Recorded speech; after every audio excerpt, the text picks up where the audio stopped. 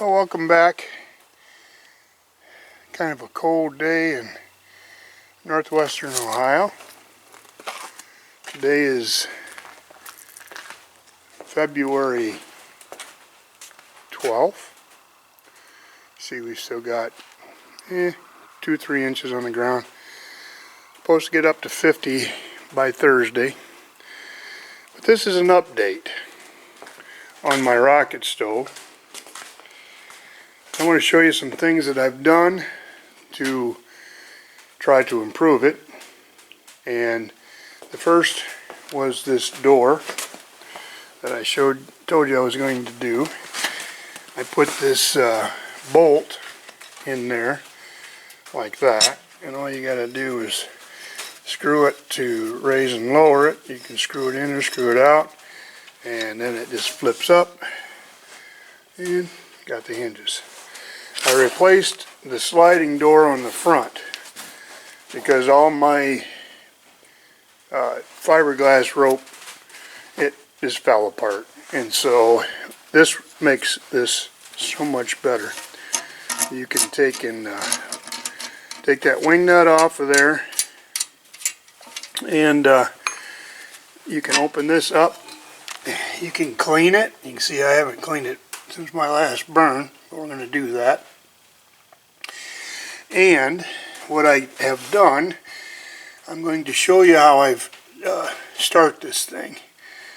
And the key to this, with this fire brick, from what I'm gathering, is that you have to get the brick good and hot. Once you get the brick good and hot, it draws really well. In fact, it draws almost too well. I've had the tank up to about 525 degrees. The last time I started it, it got hotter than that, but I was busy talking on the phone. But this is how I start it. You see those pieces of wood? They're stuck in some diesel fuel. And if you look at them, you can see how that fuel is wicked up that wood. And those become like torches. And what I do is I put those down in through here, and I lay them as far up as I can get them. And so where it's right underneath the flue. And when they take off, it just sucks that flame right up that chimney or that flue inside there, and it just burns wicked hot at first. And so the key is then to lay wood on top of that to let it burn out this way.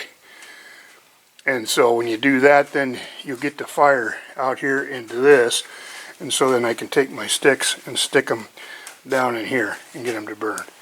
But anyway, we're going to start it up, and I'm going to show you how this thing works. So stand by.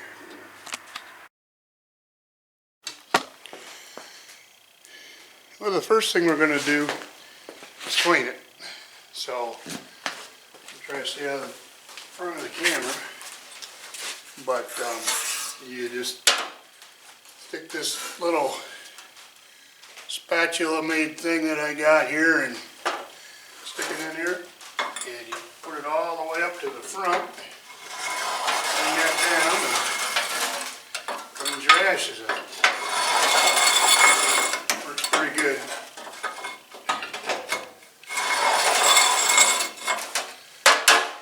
To do that before I burn.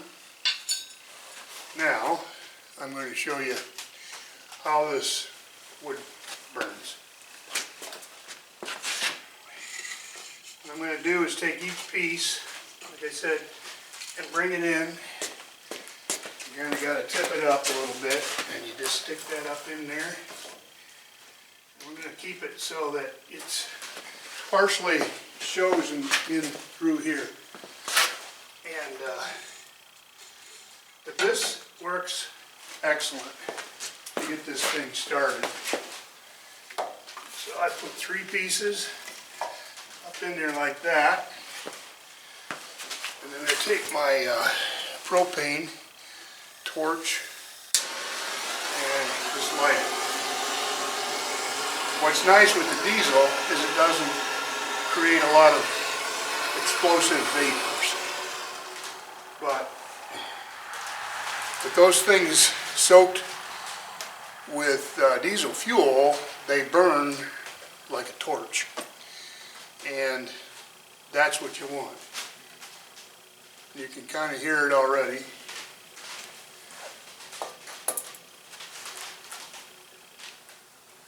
So I'll show you what it looks like inside the burn chamber here. There you got the burn chamber, and you can see the flames are getting drawn over up into the flue, and that is the quickest way to get this started. And then what I will do is take and put some of this other split wood down inside of it, and what I like to do is dip it into that diesel fuel, get some thinner pieces, oops, and we'll put that down in here. So what we do is we put this into the diesel fuel, and it don't take much for that to start wicking up. Oops, I'm sorry. But this aids in that burning. What we'll do is leave that sit there for a little bit and let this stuff burn. You can get that good and hot, and I'll go out and show you the chimney. I took and altered the height of that chimney because it was too high. The wind was creating havoc with it. And like I said, this is just light gauge duct work is all it is. You can see it's smoking a bit as of right now.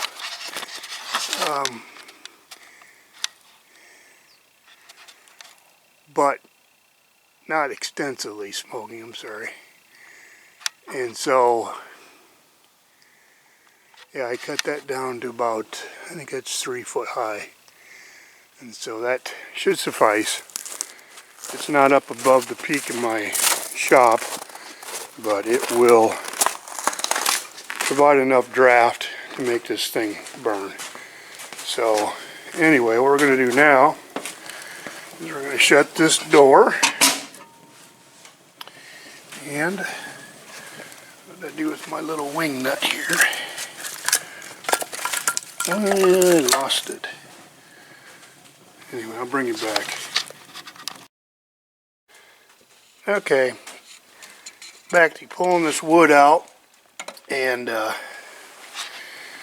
take and set this down inside here. And I'll probably have to put a torch on that to get it to the light. And I'll get this piece here, do the same thing. But those other pieces, those have been sitting in there for quite a few days. So let me get those lit and I'll bring you back. Well, there you can see the pieces are, well, they were burning a little bit. I didn't have them stuck in there that long. Probably need to get a little bit more diesel on it. But they will eventually catch as the other wood that's up in the front burns back, then these will catch. But what I was trying to do is get these to burn and then see if I could catch the pieces that are laying horizontal to burn. So let me keep playing with it. I'll bring it back when it's burning better. There's the fire chamber. I opened the door up again. Got a 3-stick sticking down in there, and the 3 that I laid down are burning very well. And what I have found to be advantageous too, after this gets good and hot and it it's burning is to take bigger chunks, and then you just stick the bigger chunks up in there, you know, push these things apart and then stick those up in there, and then the bigger chunks will catch fire, and it just seems like it burns better. And it burns really efficient. I mean, you saw me scrape the ashes out. There were no chunks of wood left. It burns everything very completely. So, but that's the update on the rocket stove.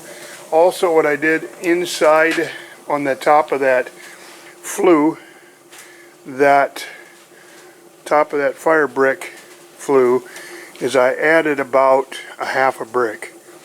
I cut a brick in half and put it on each side, and then I cut another one to measure the height of those, and I wrapped a wire around them, tied it tight, set it down on top of the flue, and that got it within 2 inches of this top.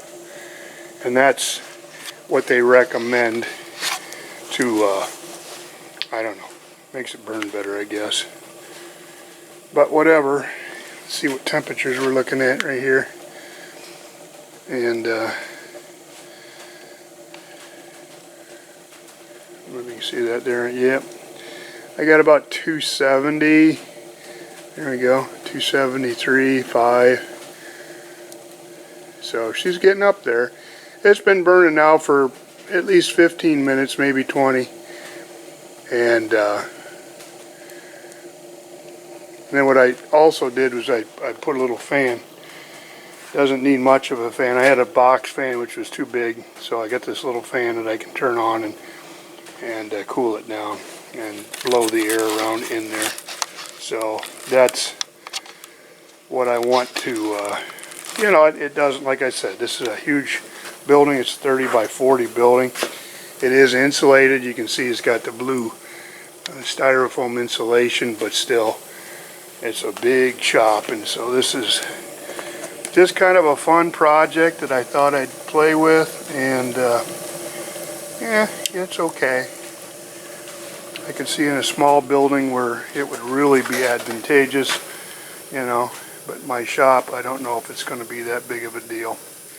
So, but anyway, thanks for watching, following the progress on this build, and this will probably be my last video on this rocket stove. So, I'll show you something else that I purchased. It was on a, oh, what's it called? Let Go website, and there ain't much left of it right now. It's a DeWalt miter saw, 12 inch? Yeah, 12 inch DeWalt miter saw. And picked it up for 30 bucks. And it wouldn't start up. And so I took it apart. And you can see these are all the pieces. And I have the armature over here. What I need to do is press a bearing in on this end, and I'm putting one down here too, replacing those, and putting a new trigger in here. Doing that, and that should, and put new brushes. These were the brushes for it, and you can see they were pretty well shot. So I'm thinking that was the major issue all along. But I'll show you what I did to the armature. I did take and, see if I can get this out of here without the thing falling over. But the brass part of it there was pretty well grooved right in the center. So I took and put it in my drill press, and then I put a file on that and turned it basically, and turned it down. But you can see there's not a lot of material left there, so, and how much it's eaten away, quite a bit. So, but one good thing with DeWalt is that all these things can be replaced, you know, for a price. But anyway, I thought it was a pretty good deal, 30 bucks for that that saw. It's a DW705. It's a type 5, I guess. So, but pretty nice. So I got that on the bench, and then I also got a guy's chainsaw that I'm replacing the clutch on. This was his the drum, clutch drum. He said he had trouble with the chain keep tightening up on him. And if you can see that there's no teeth. Well, half of the teeth are gone. Let me get to the camera there. Half of the teeth are gone, and that's why it would not. He could adjust it, but then as soon as it'd either be too loose or too tight, and he couldn't figure it out. So anyway, I ordered a new clutch drum for it, and we'll get that back together soon. So anyway, thanks for watching, guys, and for subscribing. And we're going to get some pictures from up north. We're going up north this weekend, so get some snowmobiling pictures. Alrighty, talk to you later. See ya.